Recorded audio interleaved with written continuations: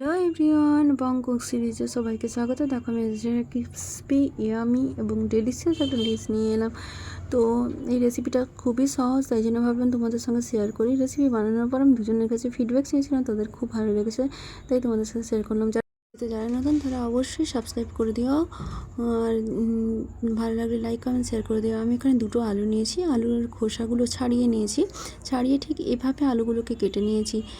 তো কেটে নেওয়ার পর আমি একটা বোলস নিয়ে নিলাম, একটা বাটি, যেটা তাতে অল্প পরিমাণে জল দিলাম, যেটাতে আলু ধোয়ার মতো করে। তো আলুটাকে খুব ভালো করে ধুয়ে নিচ্ছি। ধুয়ে নেওয়ার পর তারপরে বাকি রেসিপিটা শেয়ার করছি। তো তার মধ্যে তোমরা বলো কার কার আলুর কোনো কিছু রেসিপি খেতে কার কার খুব ভালো লাগে। আর আমি আজকে একটা স্পেশাল রেসিপি বানাচ্ছি। তো প্রথমে একটা প্যান নিয়ে নিলাম, প্যানে অল্প পরিমাণে জল দিলাম, অল্প বলতে 2 কাপের মাপে জল দিয়েছি আলুটার মেজারমেন্টে। তারপরে আলুগুলো একটু নুন দিয়ে দিলাম, ঈষৎ উষ্ণ জল হতেই মানে ফোটা শুরু হবে সেই মুহূর্তে আলুগুলোকে দিয়ে দেবো। তো তারপরে হচ্ছে যে আলু দেওয়ার পর আমি ওকে 5 মিনিটের জন্য মিডিয়াম টেম্পারেচারে আলুগুলোকে সেদ্ধ হতে দেবো। 5 মিনিটের জন্য, পুরোপুরি সেদ্ধ হবে না, কিছুটা হালকা হালকা সেদ্ধের মতো লাগবে, কিন্তু সেদ্ধ হবে না। তো 5 মিনিটের জন্য মিডিয়াম টেম্পারেচারে বয়েল হতে দিচ্ছি। তো 5 মিনিট পর দেখো আমার কমপ্লিট হয়ে গেছে, আমি ফ্লেমটা অফ করে দেবো। তারপরে দেখো পরপর আলুটাকে আমি নামিয়ে নেব। একটা থালা নিয়ে নিয়েছি, তার উপরে একটা কটনের কাপড় নিয়ে নিয়েছি, যাতে আলুতে জল থেকে তুলে আলুগুলো যে রাখবো তার যে এক্সট্রা জলটা, সেটা যাতে কটনের কাপড়টা সোক করে যায়, সেই জন্য আমি আলুগুলোকে তুলে একে একে কটনের কাপড়ে রেখে দিচ্ছি।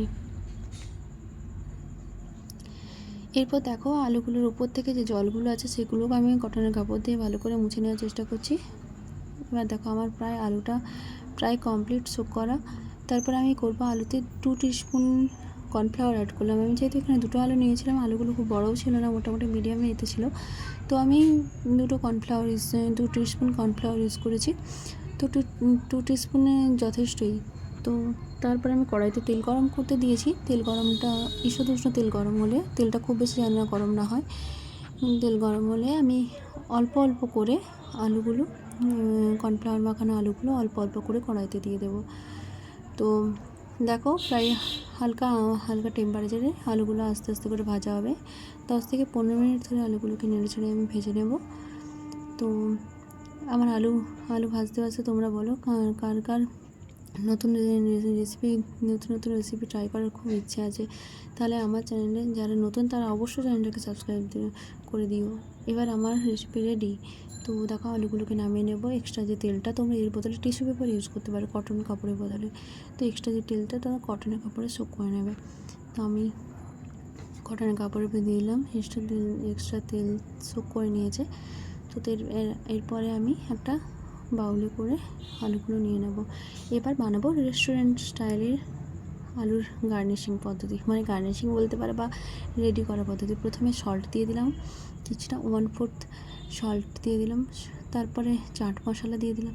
চাট মশলা দেওয়ার পরে তারপরে অল্প এরপরে দিয়ে দেবো বিট লবণ, যেটা সল্ট যেহেতু দিয়েছি, বিট লবণ তার মেজারমেন্টে একটুখানি দিচ্ছি। তো 1/4 টেবিল চামচ ব্ল্যাক পেপার। তো তারপরে আমি অল্পই দিচ্ছি লঙ্কা গুঁড়ো, যেটা ঘরে পিসাই লঙ্কা গুঁড়ো, সেটা দিচ্ছি।